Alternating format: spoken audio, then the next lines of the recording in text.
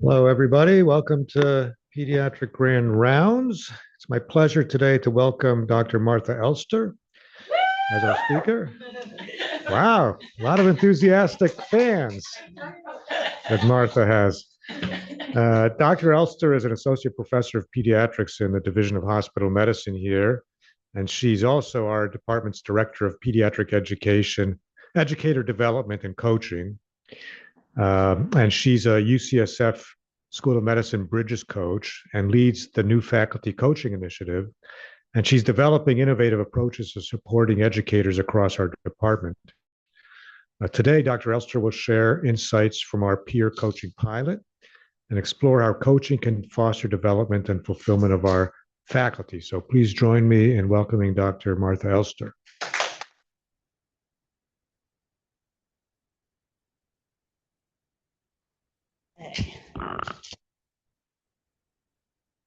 Do that. Hello. Thanks for coming, and thanks to people here in person and the people on Zoom. I can't see you, but I'm glad we're all here. I'm excited to be here today to talk about a topic that is very, very near and dear to my heart and my passion, and that is coaching pediatric faculty. I think what I'm going to hope to argue today is that coaching is really like a light bulb moment or the next wave of faculty development, and really can help us strengthen our educators, cultivate joy, and actually is a culture building tool and can help support retention. I have no disclosures to report today. Before we start, I wanted to make 3 quick acknowledgements. I'm going to start talking about a faculty needs assessment that I conducted over the last few years. So thanking anyone in the crowd who participated. It was a survey and then follow-up interviews. Then, as Dr. Hirsch mentioned, I'm going to end talking about a pediatric coaching pilot that I started for our early career faculty in our department around educator skill building. So I wanted to thank anyone here who's participating in that, either as a coach or coachee. And then lastly, a shout out to my stellar research team who supported me through all of this, and Sandrain for her excellent mentorship and sponsorship.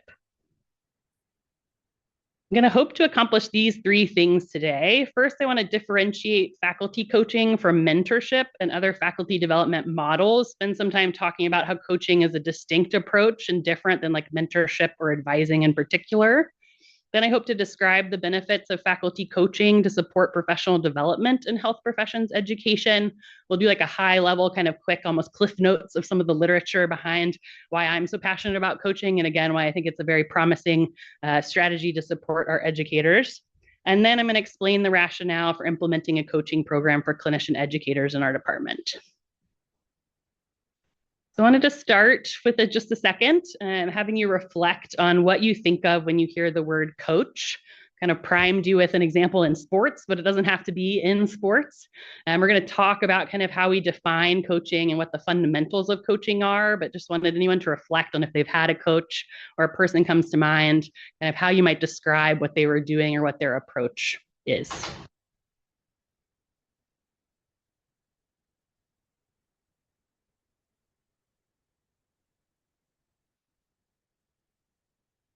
Okay, hold on to those, whatever the picture of the person or the words you have in your mind, because we'll come back to that in just a little bit.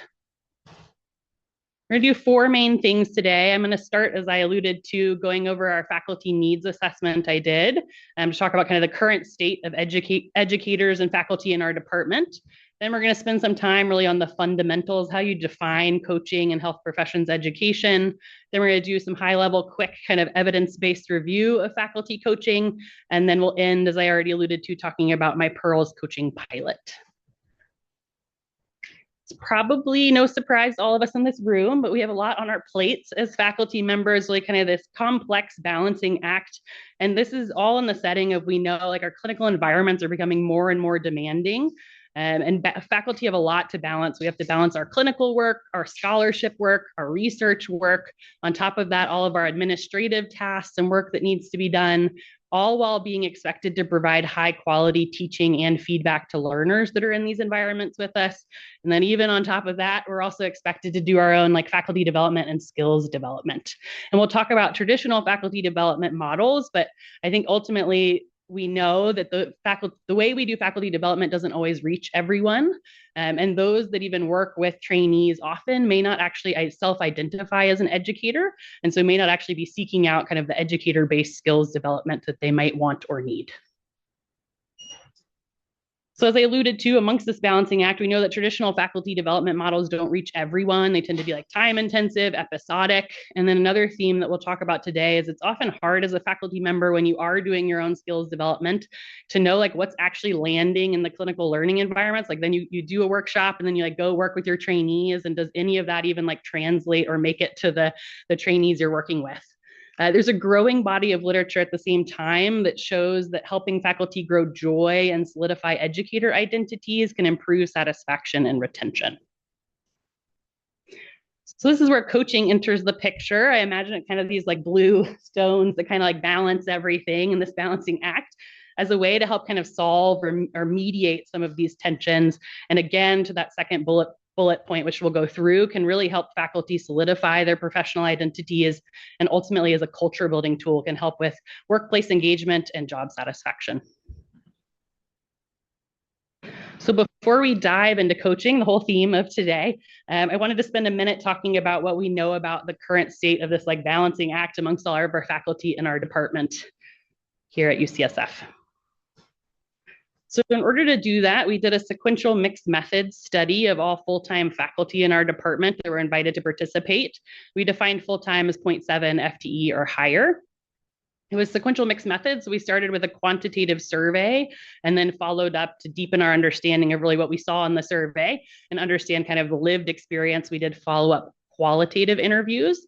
And so given that it was kind of like back to back, our study period spanned a long time. So we started the survey in March of 2024, and then we ended, sorry, this should say December. I realized I made a typo. We ended our last survey in December of 2025. For our quantitative survey, our colleagues in the Department of Medicine had just done a very similar needs assessment. Did that just die? Oh, there we go. Had just done a very similar needs assessment, and they very kindly gave us their instrument to look at and adapt for our own departments. We are very grateful for that.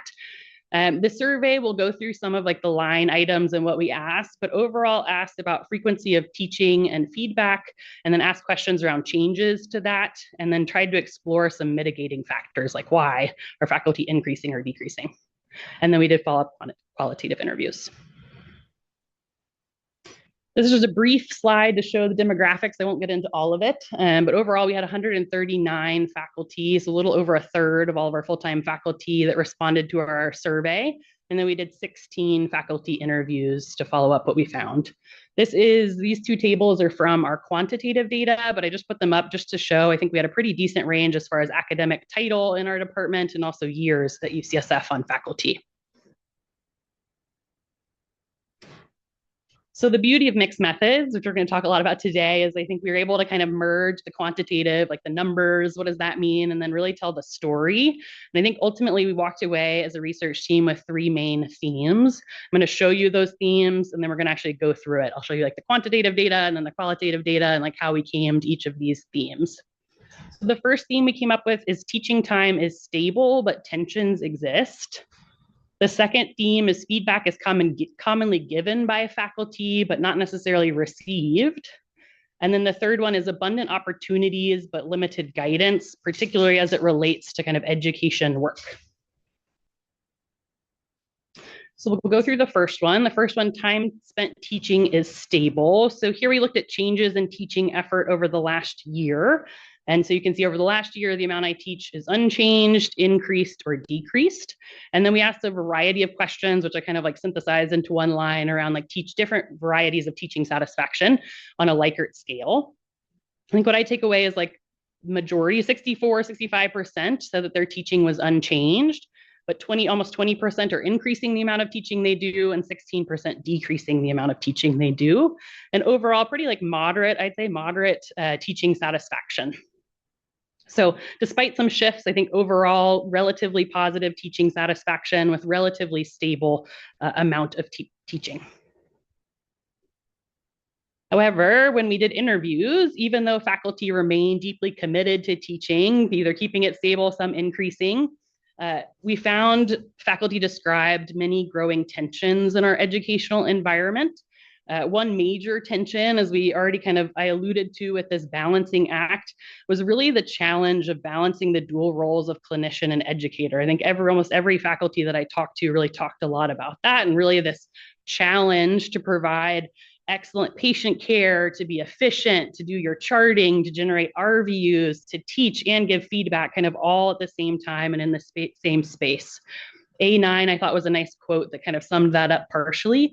There's no time or space to engage a learner meaningfully. Something I think about is like not necessarily a lack of desire to teach, but really this lack of like protected cognitive and like emotional space to do it well. Something that I think about a lot with this study. And then faculty all shared challenges with optimizing the learning environments in some way. There was a lot of talk around feeling challenged on like how to set expectations with learners, some talking about difficulty navigating like challenging or delivering challenging feedback or encountering like professionalism issues in learning environments. And then A5 was another example talking about, as we all are very familiar with now, just the like challenges of teaching in a virtual environment. It's really hard for me in virtual environments to understand whether people are like are vibing with the content. Oops, I don't know all my slides. Okay.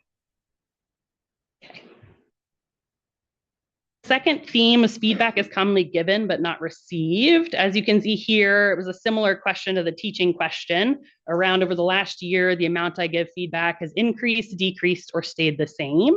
And promisingly, about 76% of faculty said it was unchanged, and 19% said they were actually giving more feedback. And then we asked another question, which I didn't put on here, but faculty reported giving either written feedback or oral feedback to about 84% of all the learners that they had worked with over the last year. So it was also promising to me to see. But interviews, again, deepened our understanding of this experience for faculty and the feedback process, highlighting that while faculty are invested in giving feedback, many of them are keeping it the same or actually increasing it. Faculty largely felt like they themselves don't get adequate or they get insufficient feedback.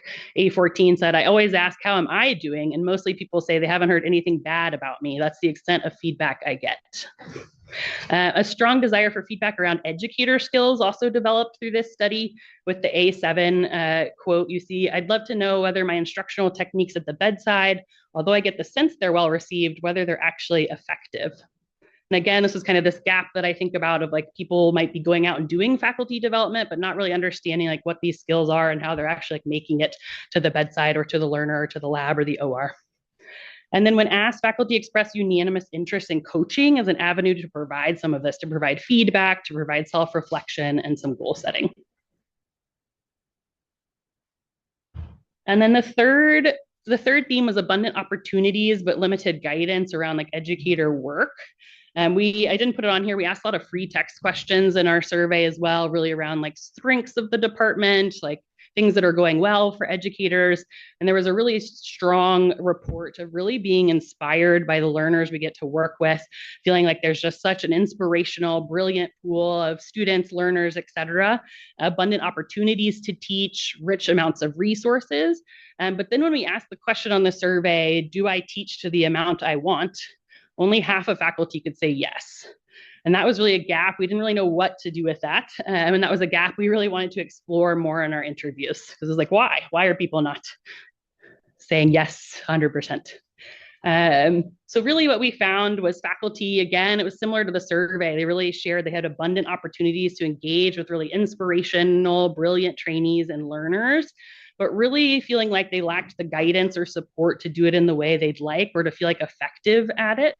And some described education work as kind of this like nebulous thing that was like difficult to navigate or locate. A6 said, I feel like I'm floating in this big pond. I know there's education stuff going on, but I don't really know what it is or how to find it. And then additionally, faculty described their own approaches to developing themselves as educators, like asked every faculty I interviewed, like, tell me about it. Like, how do you think about gaining skills?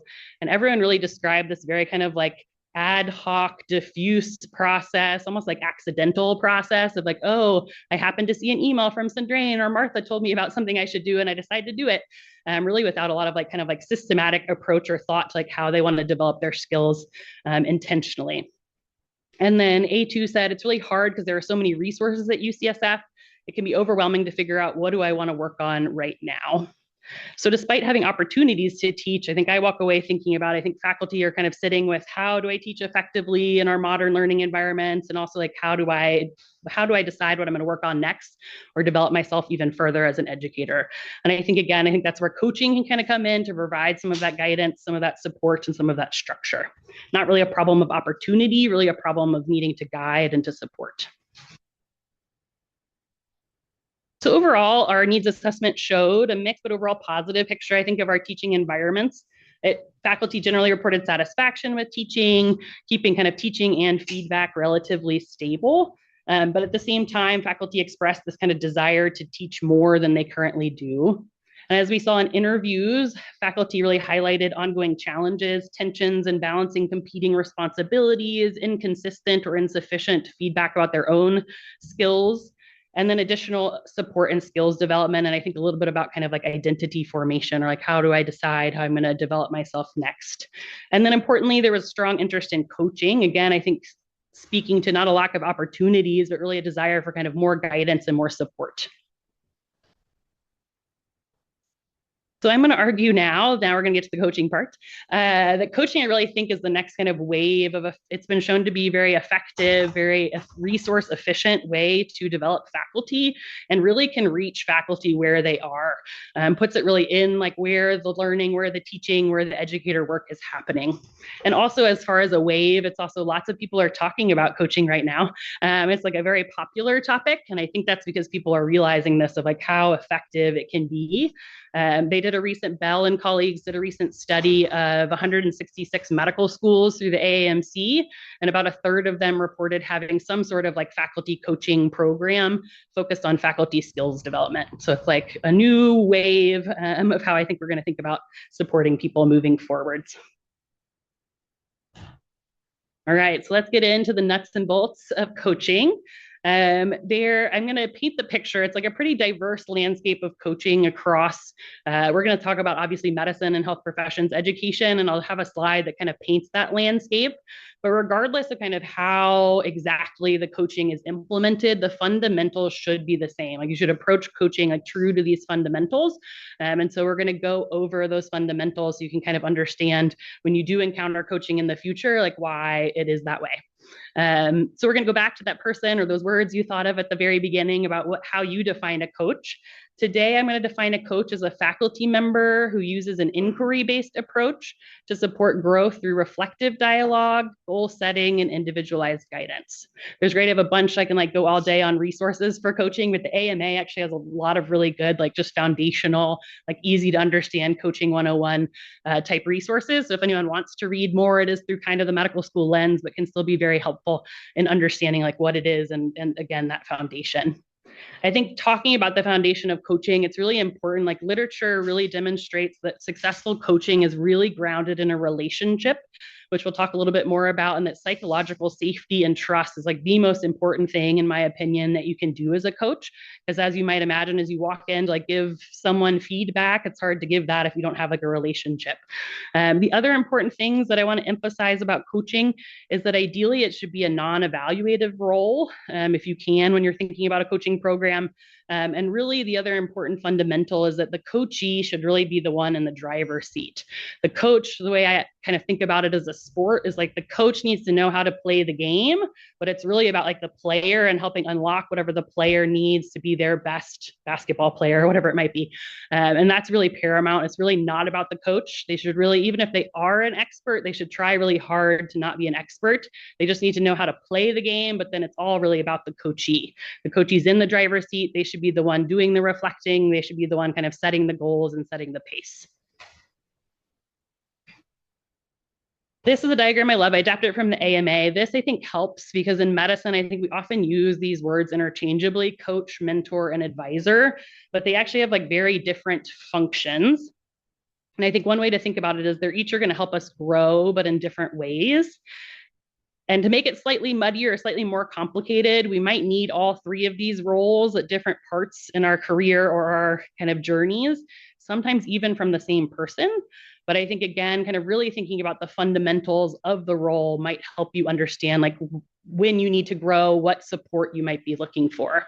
And I think in the reverse, from a faculty member, you as a faculty member might be a coach to someone, might be a mentor to someone, might be an advisor to someone.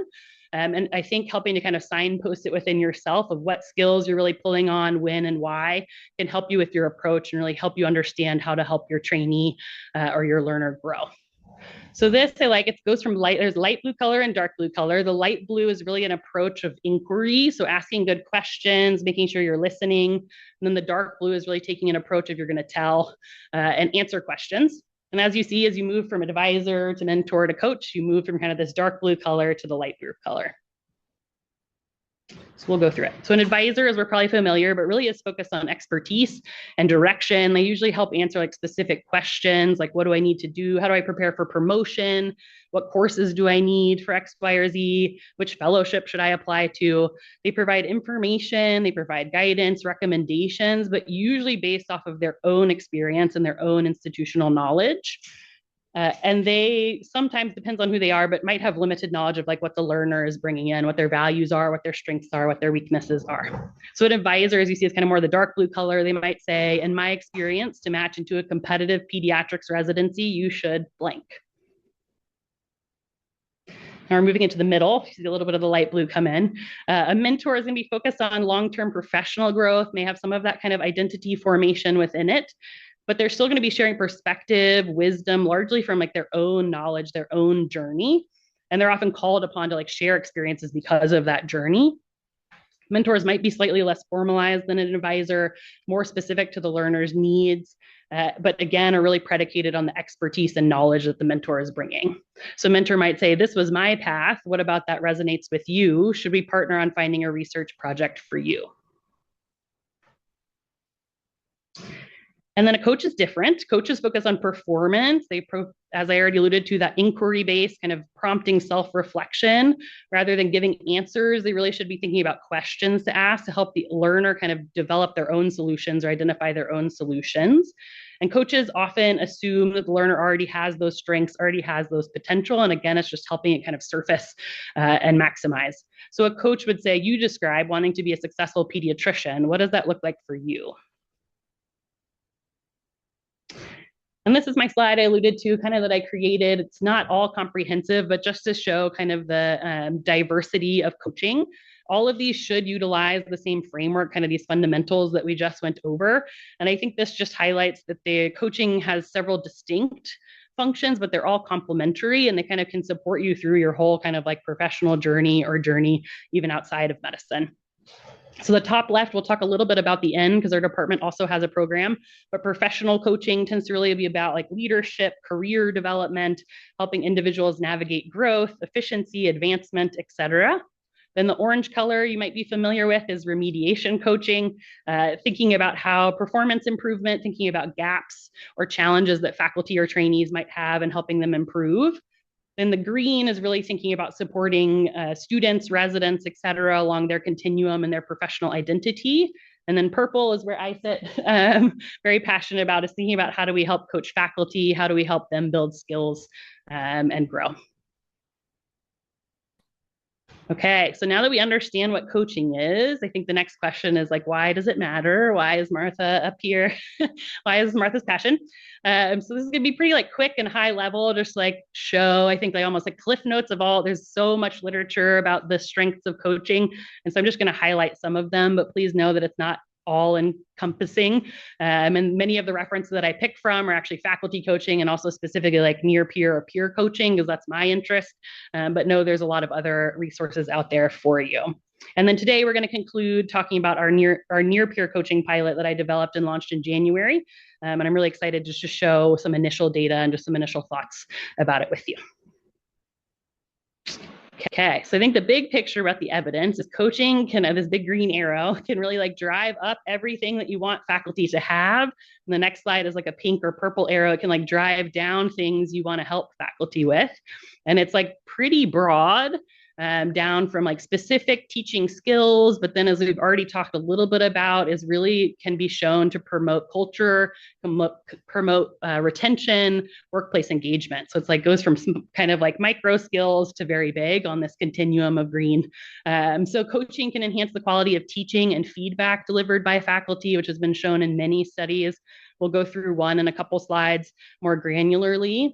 There's other studies that show coaching can help faculty gain awareness of unrecognized habits when teaching, like how do you ask questions, how often do you interrupt, kind of all those things. Coaching can increase the use of teaching micro skills in the clinical setting, which again, we'll go over, can help faculty build confidence, can help faculty build community, can help faculty build communities of practice and also interpersonal skills. And then kind of zooming out a little bit more, it actually can significantly enhance the learning climate. So again, kind of make it from the individual into the environments where they're supporting our trainees, which we'll also talk about. And then kind of bigger picture, again, culture building, coaching can improve overall physician workplace engagement and job satisfaction. And then again, my big purple arrow, but coaching really can help faculty with what you want to help them with. So this is Boet and colleagues. They did a systematic review of faculty coaching, specifically looking at studies that studied faculty coaching and wellness. And they found they included 14 studies in their systematic review. And I think one of the beauties of their systematic review is, as we talked about, coaching application can be fairly diverse and based on setting, but actually there was a pretty homogenous definition of coaching, faculty coaching, that was used in the systematic review across 14 studies. And again, this was like zooming in on like faculty wellness. But 7 studies showed that coaching can decrease emotional exhaustion, which you may know is often the earliest and most common component of burnout in medicine. 5 studies showed it decreased overall burnout, not just emotional exhaustion. And then 3 studies showed that it actually enhanced resilience of faculty. And there was one RCT, or randomized control trial, that they included that showed a reduction in symptoms of burnout by 17% in the intervention group, compared to actually an increase of burnout of almost 5% in those who did not get coaching. Now we're going to zoom in a little bit. I again want to think about coaching not as an extra, but really as like this different approach to developing people. This is going to talk more about like how do we help our teachers, how do we help our educators, and how do we help build learning environments. This is a study by Bajwa and colleagues in 2020 out of the University of Geneva. They did a randomized control trial across 5 primary care departments. So they had, I think, family medicine, internal medicine, pediatric, psychiatry, and OBGYN. They recruited 127 early career faculty across those departments, and then they split them. So they did about 60 of them did kind of traditional faculty development. They got 2 workshops. One was basically on feedback, and one was on guided self-reflection. Then they took the 67 that were remaining, and those were the intervention group. They got those same workshops, but then they also got individualized faculty coaching from like an expert at the University of Geneva. So they got those workshops and they got individualized coaching. They got 3 one-hour sessions with a coach, really focused on like clinical teaching, like educator skills, clinical teaching, feedback, et cetera. And then what I also really appreciate about this study is they really looked at outcomes in several different ways.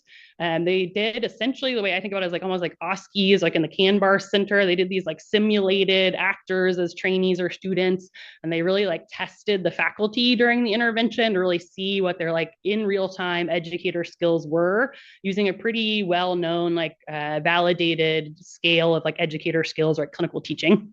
And then they also did surveys of the participants just to see like self-efficacy, confidence type things. And then what I love is they actually, over 5 years of this pilot, they measured the learning climate. So they had all the residents in these different primary care departments use, again, another pretty well-validated like scale of clinical teaching to really like rate how things were going. And they trended that over the 5 years. What did they find? The good news is actually both groups improved when it came to these like standardized clinical teaching kind of assessments. But the coaching group was significantly better. They outperformed the group, even though the control group also improved. The coaching group did much better in a lot of different domains on this kind of standardized scale. So the coaching group showed superior performance in providing objective feedback, in like promoting or prompting learner self-reflection, in overall teaching effectiveness, in asking good questions, verifying learner understanding, exploring learner needs and feelings, and defining learning objectives of their teaching. And then this is like not the right way to show the data, but I wanted to make a visualization. This is the learning climate effect. So again, they had residents over the 5 years, I think it was 2015 to 2019, every year, rate how things were going in their learning environments. It's a pretty complex scale, so I didn't include everything, but just wanted to highlight some of the changes. So the Likert scale, it's a 1 to 5 Likert scale, with 5 being the highest. And these are just the mean scores, like 2.6 to 4. The blue color is when they started, so 2015, and the orange color is when they finished. And as you can see, like pretty significant shifts, which were statistically significant. So they found that through this time, the learning environment improved in a lot of ways. And they had significant enhancements in faculty role modeling, and that's things like demonstrating clinical skills, giving learners opportunities to actually observe the faculty member, faculty coaching, so actually giving useful feedback, offering opportunities to observe the learner directly. They showed faculty were reported to have more significant articulation skills, so really asking the learner about like their clinical reasoning and providing their reasoning for what they were doing. And then they also showed significant enhancements in exploration skills, so goal setting and general encouragement of trainees and learners in the environment. The only limitation of this is they weren't, because it was resident surveys, they weren't able to like split out which residents worked with the coaching group and which residents worked with the control group. So it's like general improvements. It's hard to say, maybe the kind of faculty development alone helped that, but still promising that both groups kind of were able to improve the learning environment nonetheless. But they're not able to say like, oh, coaching did that, but still promising. And I think for me, I also take away that probably teaching faculty how to self-reflect is a very useful thing as well. Okay, so based off of all that I presented, what we found in our needs assessment, the available literature that I kind of skimmed through, we decided to implement our own coaching program called PEARLS, so Pediatric Educators Advancing Through Reflective Learning. We launched it in January, so I'm going to share kind of the general structure, what we're thinking, and I have some very initial data. I don't have like pre and post data yet, but just again, I'm just very excited and happy to share kind of our thoughts and what we're thinking. And I'll get to the details of how it's structured. I wanted to start with a quote that we have from one of our coaches, just because again, I think it excites me and shows like potential and power in what we've built. So one of our coaches said, "I hope to inspire junior faculty to see themselves as problem solvers and leaders using a coaching model so that they can guide themselves towards solutions and improvement." So the PEARLS coaching pilot, as mentioned, launched in January.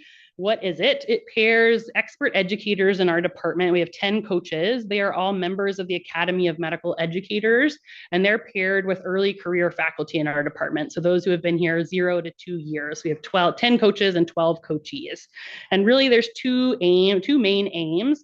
One is to support busy clinician educators in growing their real-time teaching and feedback skills, really again to enhance this confidence, this efficacy, and this joy. And then ultimately, I'm really hoping beyond just like translating teaching skills, really to foster trust, self-reflection, mutual learning, and community through structured peer support and coaching. So this is just an overview, kind of the overall structure of our PEARLS coaching model. I think we intentionally designed it to be practical, to really be relationship centered and iterative. I think realizing the realities of like, these are all clinician educators who are very busy. So trying like make it flexible and iterative to meet both the coachees and the coaches' needs. So there's 4 main steps.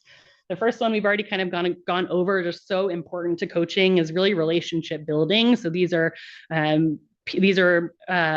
expert educators in our department. They may or may not know the early career faculty. So really just getting to know one another and really, again, to start to develop some of that psychological safety and trust. I say like to my coaches, like, even if you spend the whole pilot time just doing step 1, to me, that's a success. Again, just like connecting faculty together who share interests and want to grow together, I think is beautiful.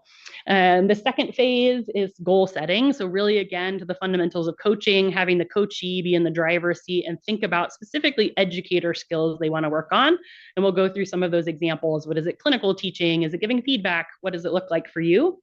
And then 3 is probably our most like flexible period. We just call it the active engagement skill building phase. Again, we wanted to leave it pretty open to meet the needs of both the coach and the coachee, but essentially the dyad comes together and says, okay, we've created our goal around like bedside teaching. How do we want to work on that together? What does that look like? Is it direct observation? Is it going over some fundamentals? Like, what does that look like for us? And how do we make that happen? And then 4 is reflection. Another very important part of coaching is really like, now that they've done some work together, thinking about how it's going, what went well, what do we want to change? Have we like accomplished this goal, or do we want to keep working on the goal? And again, we tried not to make it like it's not a one size fits all. It's very like iterative, and then it's very cyclical too. So we're currently assessing the effectiveness. Like I said, I'm going to give like a snapshot of some initial data, but I am hoping to use a mixed methods approach again, as we saw with the needs assessment, to not only like measure outcomes, really be able to understand this process. Like, what is it like to have a near peer coach in your department that's talking to you about educator skills? What does growth look like for both groups? And what is that experience? So we're doing a quantitative survey. I'll show you the pre-data, and then in the fall, hopefully I'll have post-data to share. And then we're also doing longitudinal audio journals. So we've asked coaches, coachees to either write or record a reflection at the beginning of the program, just like, what are your hopes? What are you worried about? What are you thinking about this program? And then we ask them to record or write after every time they meet as a dyad, just to talk about, again, like, what has the process been like? What is growth? What are changes? And things like that. And then I've been very intentional in structuring this program and thinking about how we support our coaches. So I've built in quarterly coach faculty development. We call them like coach check-ins, really as a way to check in for community building, to hear what's going well, what have been challenges, and then also offers an opportunity for me to build some kind of structured faculty development based on what those kind of challenges and experiences are. So this is a snapshot. ChatGPT helped me make it into kind of speedometers, which I thought was cool. So we asked a lot of different questions. Some of these you might remember back to the needs assessment are somewhat similar. This is our coachees. We had 9 of our 12 coachees so far that have done the pre-assessment. And the first 2 questions are taken off of our needs assessment. Am I teaching to the amount I would like? And do I give feedback to the amount I would like? And as you can see, it's like lowish, moderate, 2.7 and 2.8. So definitely potential there as far as like helping unlock that or reach whatever that ideal state is. Then we asked, do you engage regularly in self-reflections, like medium scores, 3.3. What is your confidence and ability to teach? Same score, 3.3. Then we asked joy questions, and it's promising the speedometer's off a little bit, but 3.9 was our highest score as far as joy of teaching, which I think resonates with many of us probably in the room. And then a lower score for joy and feedback, which may also resonate. It's often kind of like hard to do, or feels a little clunky or forced, or it's like hard to know the right way to do it. So potential there. And I think this resonates with probably what many educators experience. I think there's desire and motivation here. Many feel like they're not doing it to quite the amount they want to. And so again, helping coaching to really help unlock some of that, to provide guidance and support. And we'll see how or if these numbers change after the pilot. This is our coaches. We had all 10 coaches who filled out our pre. As you can see, the speedometers are a bit more full. We asked slightly different questions, really around kind of community, engagement, and then self-reflection. And as you can see, quite high. Our coaches, probably not surprisingly, feel very connected at the bottom, a sense of community, both within pediatrics and education. They're regularly engaging in self-reflection, which is the green color. They're feeling joy in mentoring peers. I think the 2 that are probably the moderate or the lower relative are around feedback. So confidence in giving peers feedback, and also joy in giving feedback to peers. So that's an interesting dynamic with coaching, is now we like have paired these peers, and that's kind of expected to start giving feedback and like working with that. So I'm interested to see if or how that changes through this program. Okay, we're almost there. So this is preliminary data. So this is the stage 2 and 3 that most of our dyads are in. They're kind of in the early stages of like figuring out what the early career faculty want to work on and how they're going to go about working on that together. The most common topic, probably not surprising, is clinical teaching. So right now we have 4 dyads that are working on clinical teaching, things like bedside teaching. How do you like balance teaching to different learner needs? Like I have a sub-I, and then I also have students. Like, how do I do all of that? 2 dyads are working on feedback. One's like talking about delivering challenging feedback. How do I do that?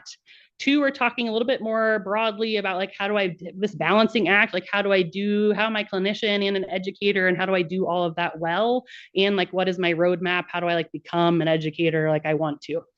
And then 1 is talking about autonomy and supervision. And that's not everyone yet, but it's still promising. And then I think what's also promising to me is this, the kind of flexible, the active engagement skill building phase. Every dyad that I've talked to is doing something different, which I think speaks to, again, just like the individualized nature of coaching and really trying to meet the coachee's needs. So we have one dyad that's doing direct observation. The coach is actually joining the coachee on one of their shifts or when they do a teaching to provide some of that feedback and in the moment coaching. There's another dyad that did case review. I think it was around feedback. Like, let's actually role play from this workshop. Let's take these feedback cases and actually like talk about it and how you would approach it. There's another dyad that's doing resources review. Like, let's just look like the fundamentals of bedside teaching. Let's go through it together. And then you can see if that translates to what you're going to do in your next shift or your next shift. And then one is doing journaling. So the coachee, they talked about a topic, I think it was clinical teaching. The coachee went and worked in clinic for however many shifts they had. And then they kind of came back, they journaled after each shift that they had with trainees. They kind of like talked about like what went well, like what challenges were there. And then they debriefed with their coach or are debriefing with their coach. And then another duo did an individual didactic where the coach actually delivered a talk on the 1-minute preceptor to the coachee, because that's a skill that they really wanted to try and enact, but didn't know kind of the foundation or how to approach it. And this is all just kind of like initial snapshot, but I feel very excited. Feel very happy that I am able to make these connections. This is a quote from one of our audio journals. Again, most of the dyads are kind of in their early, like they've met maybe 2 times tops, but already with this quote, I feel like excited because I think it shares the kind of power and potential behind these relationships and these fundamentals that are happening. So this is from one of our coachees. The coach journaled, I think just after their first coach meeting. My coach has helped shift my perspective to see that feedback is an important part of my role, and that providing constructive feedback can help the trainee move closer to their goals. It is nice to have a near peer coach to reflect on our shared challenges. So stay tuned for more. So thanks for being here today. In summarize, I think the findings support the growing role of coaching, like the next wave of faculty development, as we've talked about, to help really help these skills we want everyone to have actually translate into our learning environments, while also promoting community, promoting retention, engagement in your work, and overall kind of culture supporting for our physicians and job satisfaction. And then importantly, I think our Pearls coaching pilot, I hope, provides an opportunity to really understand how coaching can be implemented in a sustainable way in our department, but also outside of our department. And really, again, I'm hoping to capture kind of the journey with our audio journals of what is that like? What does that feel like? What is that like, that journey of change? And we hope that this is going to inform future coaching initiatives as well, and faculty development. A few things to plug if this is of interest to you. You do not have to be, I'll say, to access these, you do not have to be have a coaching role, formal coach involvement in any way. If you just want to learn more, I will very strongly plug the CFE, Center for Faculty Educators, brand new coaching certificate. I not only helped develop it, facilitate it, but I actually got to go and be a participant the whole first day, and it is phenomenal. I don't know if the dates are posted yet, but I know they're coming. If they're not, October 19th and sometime October 19th and then TBD. But I would really encourage you. I think if you work with any sort of trainee, coaching can be very helpful, and it's geared towards that. Again, you don't have to have a formal coaching role in order to do the certificate. And then Ilsa and Maggie, I'll show you their slide they made me on the next one. They have a phenomenal professional coaching program in our department. And then lastly, stay tuned. The Academy of Medical Educators is also launching a coaching program this academic year, and our Pearls pilot will help kind of inform the structure and kind of the movement of that program as well. Here is a slide from Ilsa and Maggie. Again, they have a fantastic professional coaching program in our department. They have provided Calendly links if anyone wants to go ahead and sign up for one-on-one professional coaching. Right now, it's currently available for new faculty in our department, but this fall, it'll be available to all faculty. And then it sounds like in the fall, there will also be group coaching sessions. I participated as a pilot in their pilot, and it was fantastic, really thinking about efficiency, time blocking, really just my professional growth, leadership positions. We covered a lot in only a couple sessions. So I highly recommend it. And lastly, I'll leave this up for anyone who's interested in Pearls. We don't quite know, obviously, with the pilot. We'll see what comes of the next iteration based off of our results and hearing what the experience has been like. But if anyone would like to be a coach for me, I made just a quick Google form just to put your email in. We'll probably still ask that you're a member of the Academy or that you've taken this coaching CFE certificate. But nonetheless, you can put your email in there and I'll be in touch.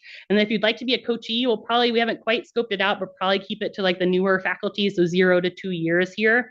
But again, a place you can put your email in, even if that's not you, and I can be in touch with you once we kind of understand what the fall is going to look like. Okay. Thank you for listening. I'll take any questions.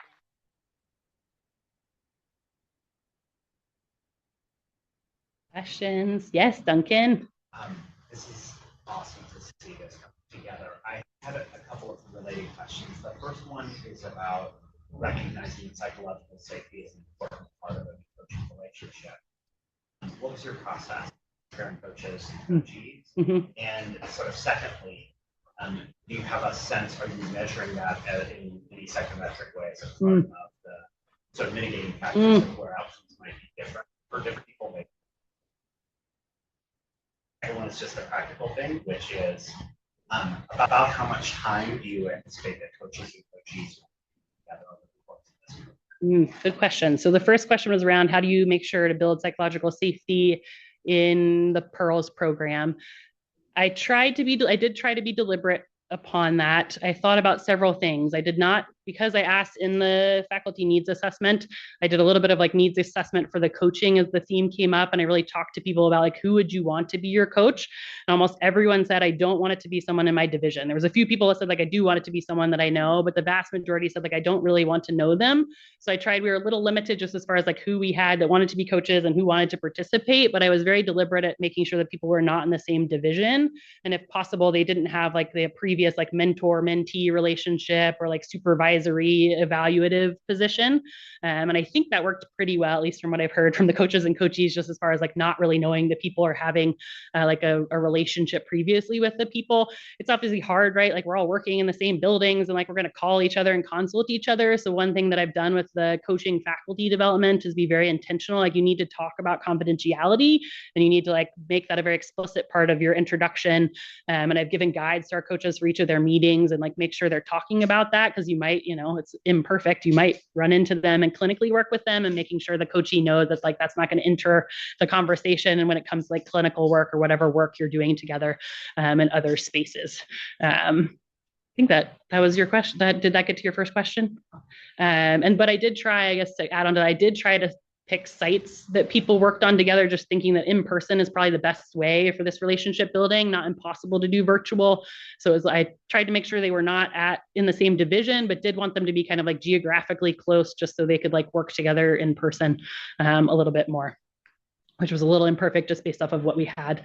And then your second question was measuring it. No, I did not, but I love that idea. So I'll think about that. I think it's a really good idea.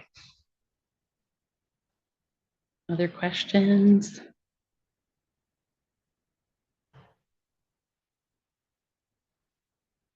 Yeah. It sounds like with the intention of time to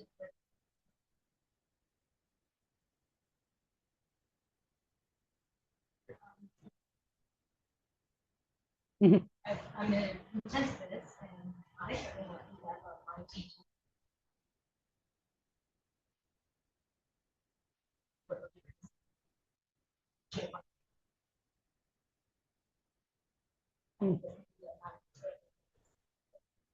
That's a good question. So a mismatch between like understanding the like clinical environments because they're not in the same division and like landing the feedback, whatever the educator skill. We'll see if that comes up. I haven't heard of it yet. My hope in being deliberate about thinking who our coaches are, having like a wealth of education expertise already being academy members. We're hoping to control for some of that of like, 1 minute preceptor, I think can apply like in a variety of clinical settings. And then I also was very deliberate about kind of creating materials and faculty development for our coaches around kind of education best practices. So they have a resource toolkit for them, like before they go to like work with their coachee, if they really want a refresher on like what are the fundamentals of whatever it is, they can relationship centered communication, whatever it is, they can like go to that quickly and kind of have like it's just a 1-pager for each of the topics, like look at it and be like, okay, this is what I need to make sure I like impart to try and help with some of that. Because I think many of like the education foundational stuff should be the same. But you're right, there could be a gap between like understanding exactly what it means in critical care versus, clinic or whatever it might be. That landing might be a little challenging. So we'll see. I haven't heard anything from the coaches yet, but we'll certainly see what they say.